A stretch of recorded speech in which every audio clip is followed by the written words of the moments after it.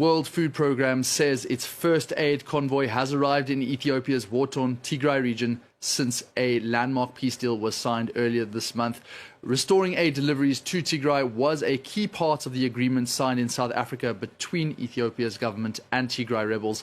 The populous region has suffered severely throughout the 2 years of brutal war, with mass displacement, a lack of food and medicine, as well as limited access to basic services.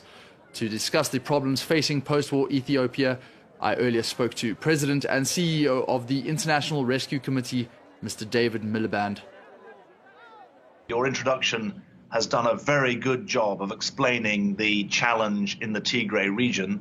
That's obviously about 7 million people, a high level of conflict, a siege that has denied humanitarian aid for some time, and so obviously the prospect of relief is very welcome. My visit to Ethiopia, though, was in part to highlight that Tigray is not the only part of the country where there are massive humanitarian needs. We, the International Rescue Committee, work in 7 of the provinces of Ethiopia.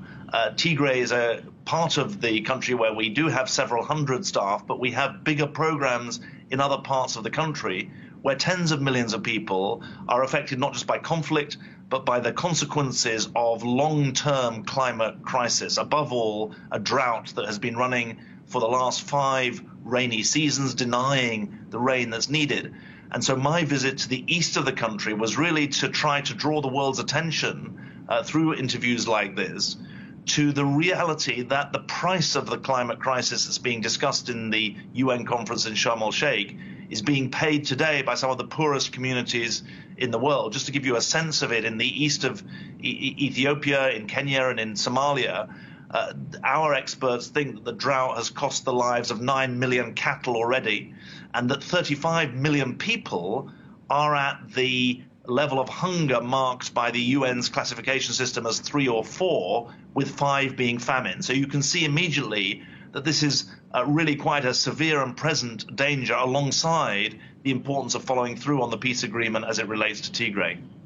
Well, that's a very good point there, because we're talking about that COP27 summit and how much the climate does affect Africa disproportionately, despite not contributing that much. And now you see Ethiopia fighting on 2 fronts. It's just recovered from war, fighting the climate crisis. Is there a window of opportunity available for it to rescue Ethiopia from this famine?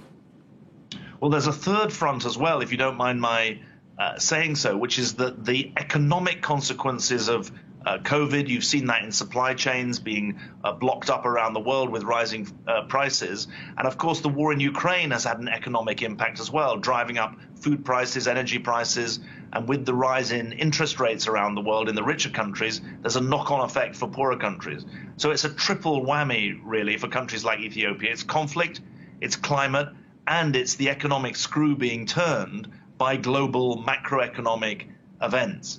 Now, obviously, it's very, very important that conflict doesn't feed on itself. And that's why the peace agreement is so important. But the fulfillment of the peace agreement is even more important. Some of this is in Ethiopia's hands, but some of it is in the hands of the international system as well. And while countries like America have stepped up well to the East African hunger crisis, Europe, the Gulf, have not stepped up yet. If anything, they're using Ukraine as an excuse not to do more, even though Ukraine is the consequences of Ukraine are part of the driver of humanitarian need in East Africa today. So there are responsibilities at home, as you suggest, inside Ethiopia, on the parties to the conflict and to those who are engaged in the economic and political management. But there are also international responsibilities that I think are very important. In terms of those international responsibilities, are you talking about the likes of funding, or is there something more in terms of a practical solution that you would suggest? Well, I think funding is important, but other aspects are important too. The funding is obviously partly for short-term humanitarian reasons. I think the more structural issue is that development and climate communities have not done a good enough job of working together. I'm thinking of the mapping of risks, which is done separately on the climate and development front.